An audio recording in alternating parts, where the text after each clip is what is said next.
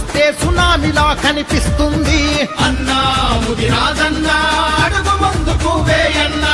60 లక్షల జనాభా ఉన్న ఎన్నాళ్ళు వెనకనే ఉందాం. రాజ్యాధికారం వైపు ఎందుకో మనం పోలేకపోతున్నాం.